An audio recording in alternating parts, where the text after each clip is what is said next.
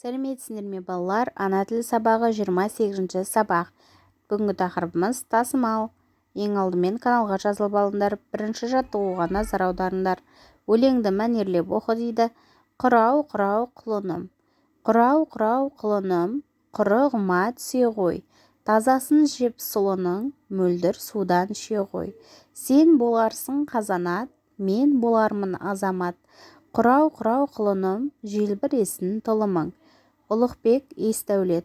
Қазанат дегеніміз балалар ұзақ жолға шыдамды ірі атты айтады екен. Өлең не туралы айтылған дейді. Өлең балалар құлын туралы, жылқы, ат туралы айтылған екен. Өлеңде құлынды қалай шақырған?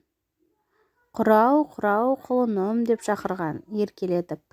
Басқа төлдерді қалай шақыратынын айт дейді. Басқа төлдерді мысалы шөре, шөре лағым, жылқыны құрау, құрау, түйені көс, көс деп, және сиырды әукім, әукім деп, қойды пішайт, пішайт деп, лақ, ешкіні шөре, шөре лағым деп шақырып айтсақ болады екен балалар. Екінші жаттығуға назар аударайық. Мақалды көркем жаз. Ат тұяғын тай басар. Тасымалданбайтын сөздердің астын сыз дейді. Ат және тай сөздері тасымалданбайды. Сол сөздердің астын сызып көшіріп жазамыз балалар. Үшінші жаттығу. Сөздерді тасымалдап жаз. Бізге жылқышы, бұзау, құлыншақ және түйелер деген сөздер берілген екен. Бірінші үлгіге қарайық. Жылқышы сөзінің өзін екі түрде тасымалдап жазуға болады екен. Жылқышы және жылқышы деп. Одан кейін бұзау, бұзау, құлыншақ, құлыншақ деп бөлсек те болады.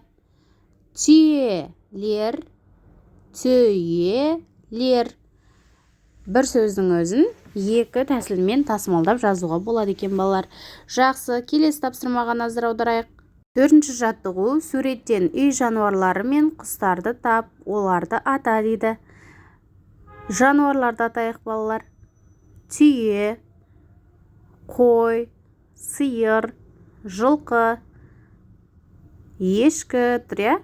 Ал құстардан бізге тауық, үйрек,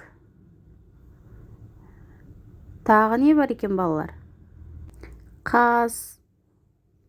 Міне балалар, осындай үй жануарлары мен құстар бар екен. Балалар, сау болыңдар, каналға жазылуды ұмытпаңдар.